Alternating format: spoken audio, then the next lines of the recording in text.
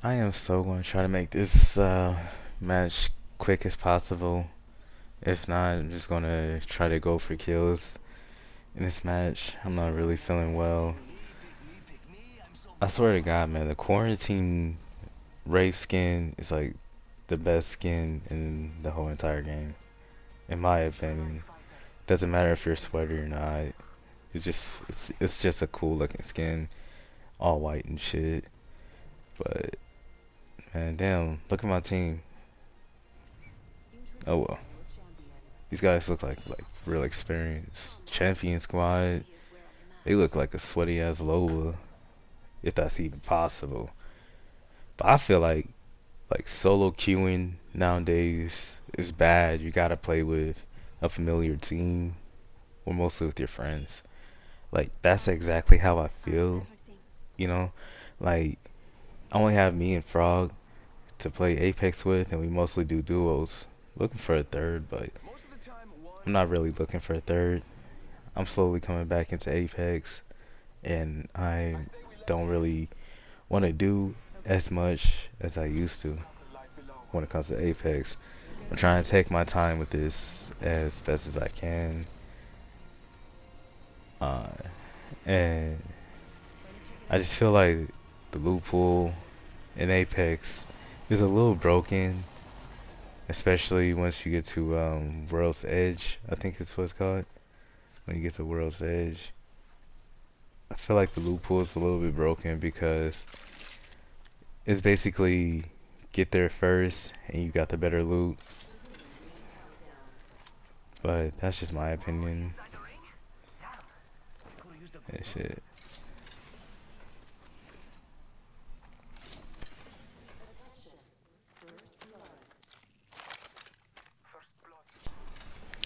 Like at this moment, I still feel like the Hemlock versus Hemlock is like majorly overpowered. But honestly, that's just my opinion. I feel like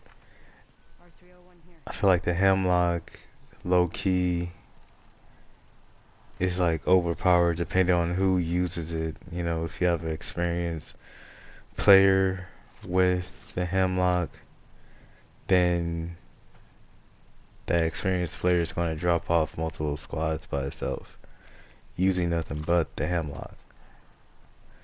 But I've been using the Hemlock since like I want to say season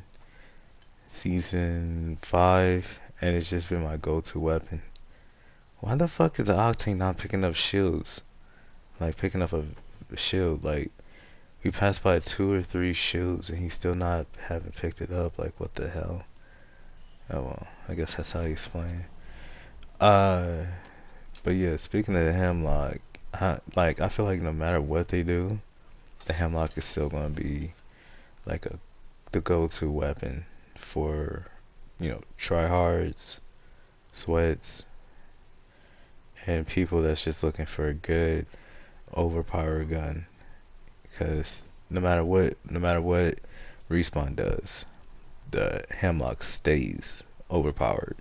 And when you combine it with the Mastiff, it's just like savagery. Savagery, like savage to this max and shit. But that's just my opinion. Some people still debating whether or not the R99 and the R99 and the vaulted SMG. Still people debating which one is better. I never really joined that. I never really tried to experiment with that. Even though I wanted to, I wanted to experiment which gun was better, which one had a better fire rate, which one had a better DPS, time to kill, all that. I never really experimented with that. At least not yet. There's still time. I mean, just jump into fire range and we could just do it quick. But that's just I haven't started. I haven't even even thought about doing that. At least not yet. Maybe I'll do it before the season's up because I feel like they're gonna buff and nerf one of the weapons in the near future.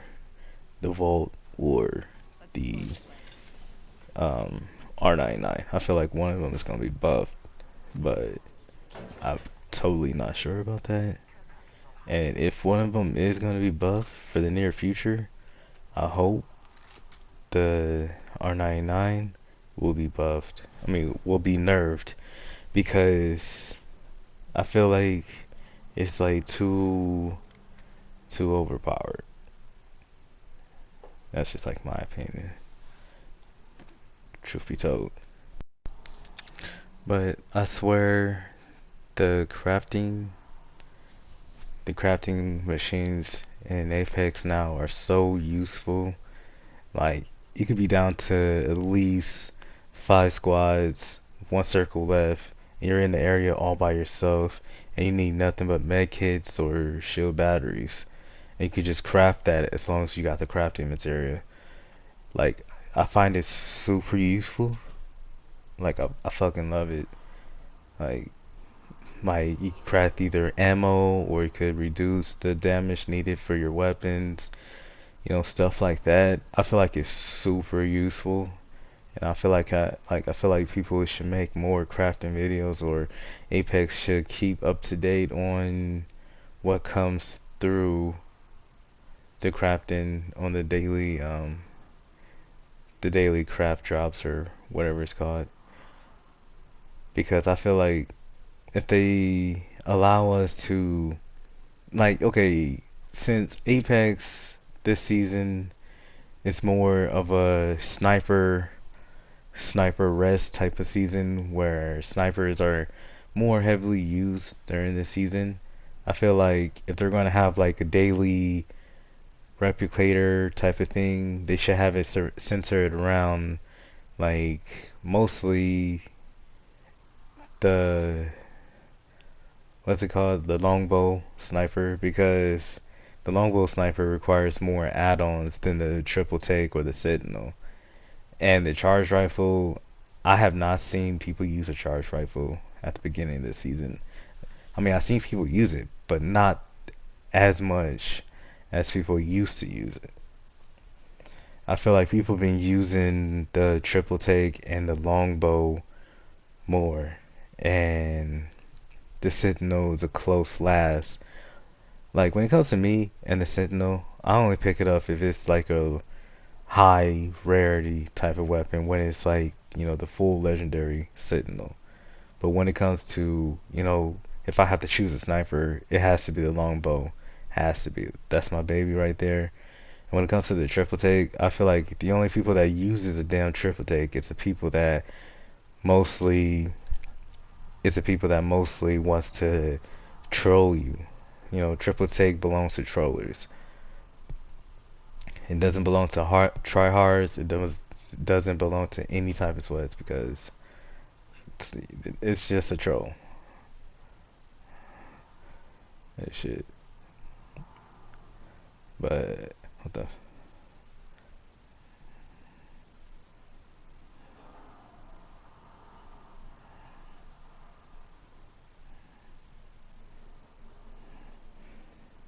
I feel like they should. I feel like they should buff. I feel like they should buff the Mastiff. Give it some more damage, because the Mastiff is capable of doing 114 damage plus, but that's mostly just chest shots. And who the hell mostly gets chest shots from people that's always ducking and shit? I feel like it should do plus damage to heads. I feel like the Mastiff needs a major buff for next season. And if the Mastiff does not get a buff for next season, I'm gonna be disappointed. I usually love running AR and shotgun loadouts, but I feel I'll be asked on like how would the Mastiff be nerfed? I mean, be buffed. I feel like it should have like a wider spread, because once you use the Mastiff, it's like using the triple take. It's like it shoots the same as a triple take. That's why I used to think, like, back in season two, I used to think the triple take was a fucking shotgun half of the time. I used to use the triple take as a shotgun because it had that spray. It had that it had that freaking spray that looked like the Mastiff a little bit. And I feel like the Mastiff should have like a type of plus plus sign type of spray, so it's hitting all sides of your chest. Is what I'm trying to say. And if it's not gonna have something like that, it should have like an X type of spray look instead of just that rotated line. But yeah, that's exactly how I feel. I feel like the Mastiff should have a bigger spray, or should at least have more damage to it.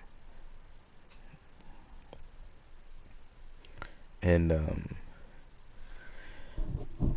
skull piercer, I feel like that needs to be vaulted again because I missed the hop-ons for both the R301 and the other heavy gun. I forgot the damn name. I can't believe I forgot the name. But there's so many hop-ons that I missed. Like I missed disruptor rounds. They really need to bring those back because those because that hop-on was just like seriously OP. Like on the alternator mostly. And I feel like if anyone ever found this and if anyone ever talked about this, I feel like they saw it and didn't really talked about it or didn't really notice. But in Olympus, and if you ever pick up an alternator that's like, the legendary rarity, I feel like that weapon has the disruptor rounds inside it. That's exactly how I feel. Why why I feel like that is because every time I use it, it has that same sound. And every time I hit somebody with that weapon, it it basically it basically does more damage to their body than it does to the shield. And I don't know if it's like reverse that way because I really forget about the disruptor rounds. Like I forgot what the hop one really did for the alternator and the RE45. But I know it did more damage to health. I mean, did more damage to body than it does shield. I mostly remember how broken it was. But forgetting about all that, the one thing I hate about solo queuing is the expected carry. Like, if they see that you got high kills, if your teammates see that you got a high level, if your teammates see you with a legendary skin, they're going to be basically expecting you to either have a high kill game or to carry them. Now, now often I be having matches like that all the time, and I'm not gonna lie, I be expecting that stuff too. I mean, if I solo queue up and I have a predator on my team, that's a predator wraith or predator pathfinder. I'm gonna be looking at this dude and expecting him to have basically high kills, like a high kill match, basically the carry. Now, mind you, I actually stopped doing that because I don't really believe in something like that. At least not anymore. Just because someone's a predator doesn't mean they could take out multiple squads by themselves. But like, I feel like solo queuing is like so lost nowadays, where people just like barely solo queue, where they mostly play with friends, and if you do solo queue and play with nothing but randoms, these randoms are going to be expecting you to be, you know, the best at the game because they see your skin is legendary, or they see your kills are high. And that's why I mostly hate about solo queuing. It's because the expectations for that shit is way too high. Like low key. But that's all I gotta say. That's all I wanted to say. Hope you enjoy this quarantine type of gameplay. I'll keep everybody up to date on my Twitter on how I'm doing with this quarantine shit. Um, Hope you all enjoyed the video. Like if you did, subscribe if you want, and I'll see you guys next time. Deuces.